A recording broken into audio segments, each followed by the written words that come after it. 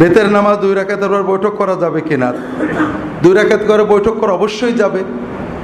বেতের নামাজ মাগরিবের মতো 3 রাকাত পড়া সাহাবী তাবেঈনদের থেকে প্রমাণিত। আবার বেতের নামাজ 2 রাকাত পড়ে সালাম ফিরিয়ে 1 রাকাত পড়া, এটা রাসূলুল্লাহ সাল্লাম থেকে সাহাবীদের থেকে প্রমাণিত। আমরা নতুন একটা কথা এই গত কিছু বছর জানা যাচ্ছে যে 2য় রাকাতে বৈঠক করা যাবে না। এটা অদ্ভুত কথা। রাসূলুল্লাহ সাল্লাম 3 রাকাত বেতেরে 2য় রাকাতে বসেননি, এরকম কোনো হাদিস নেই। 5 রাকাতে বসেননি, একটানা পড়েছেন, 7 রাকাত পড়েছেন আছে। 3 যদি কেউ পড়ে, একটা হাদিস আমাদের সমাজে বলা হয়, রাসূলুল্লাহ বলেছেন মাগরিবের মতো বেতের পড়ো না। এটা হলো অনেকটা আমরা বলি না, ফকিররা বলে, মানে বেসরা ফকির, লা তাকরাবুস সালাহ, কোরআনে আছে আমাদের কাছে যেও না। শুধু এইটুকুই আছেন, এরপরে কিছু আছে, মাতাল অবস্থায় নামাজের কাছে যেও না। রাসূলুল্লাহ সাল্লাম বলছেন তোমরা মাগরিবের মতো বেতের পড়ো না, তোমরা 5 বা 7 রাকাত পড়ো।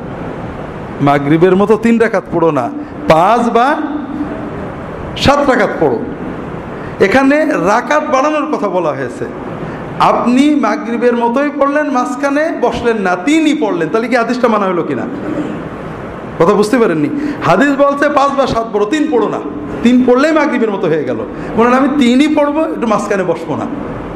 আমি বললাম না 3ই পড়বো, মাঝখানে বসবো, একটু কুনুত পড়ে নেবো, তাহলে তো মাগরিবে কুনুত নেই, ঠিক আছে না?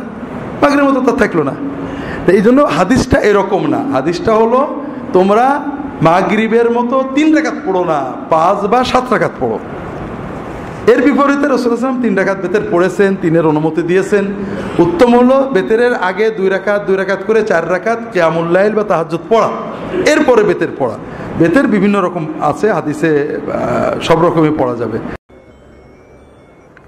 যারা মাযহাব মানে না তাদের অনুসরণ করা যাবে না। তাহলে তো জাকির নায়েকের অনুসরণ করা যাবে।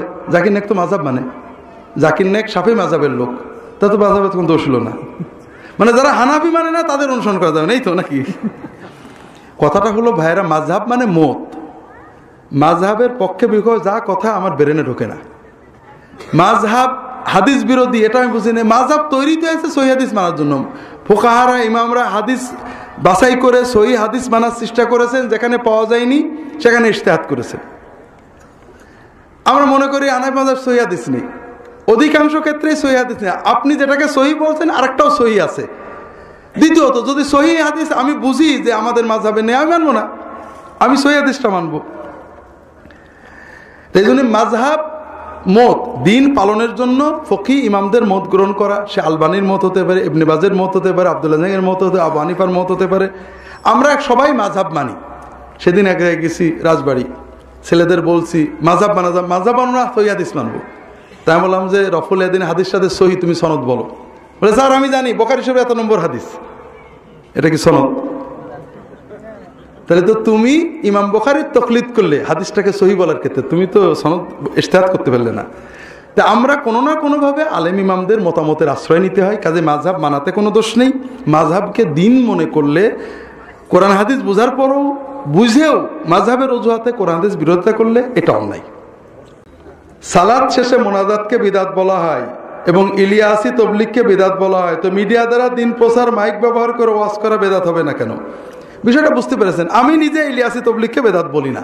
ভালো ভালো, খারাপ খারাপ, প্রত্যেকটা আমি যে ইমানে বিশ্বাস করি সেটা হলো আমরা কর্মের কথা বলি।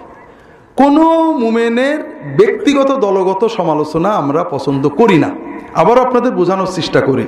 এইটা মনে করেন একদলা গু পাক না পাক।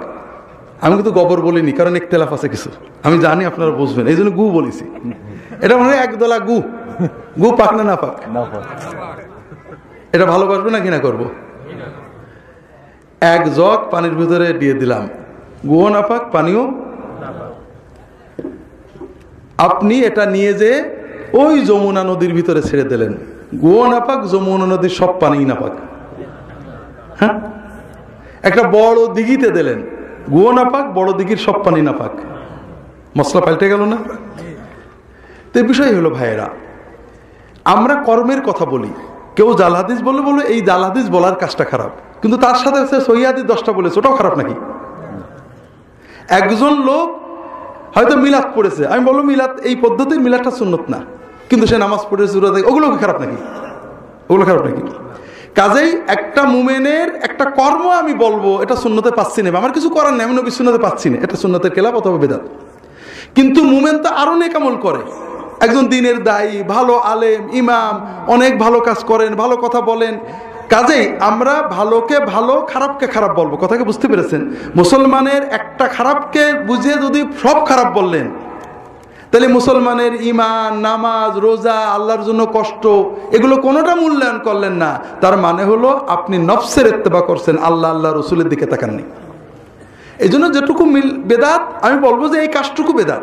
তাহলে মিডিয়ার মাধ্যমে দিনের দাওয়াত, এটাকে কেউ দিন মনে করে না। কথাকে বুঝতে পেরেছেন? আপনি যখন প্রচলিত তবলিগ করবেন, এটা ভালো কাজ, দাওয়াত ভালো কাজ। তবে যদি কেউ চিল্লা 40 দিন নির্ধারণ করাকে এবাদত মনে করে, যে 39 হলে সওয়াব কম, 40 হলে সওয়াব বেশি, তাহলে এটা বেদাত হবে। কারণ নবীজি সাল্লাল্লাহু আলাইহি ওয়াসাল্লাম, সাহাবীরা, তাবেঈনরা দাওয়াত দিয়েছেন, কোনো দিন নির্ধারণ করেননি। আজীবনের জন্য হিজরত করে চলে গেছেন, কেউ মোটেও যাননি, আজীবন বাড়িতে থেকেছেন। কথাকে বুঝতে পেরেছেন? তাহলে বেদাত নির্ভর করবে আপনি সুন্নতের ব্যতিক্রম কোনো পদ্ধতিকে, কর্মকে দিনের অংশ মনে করছেন কি না। কথাটাকে বোঝাতে পারছি? আল্লাহ ভালো জানেন।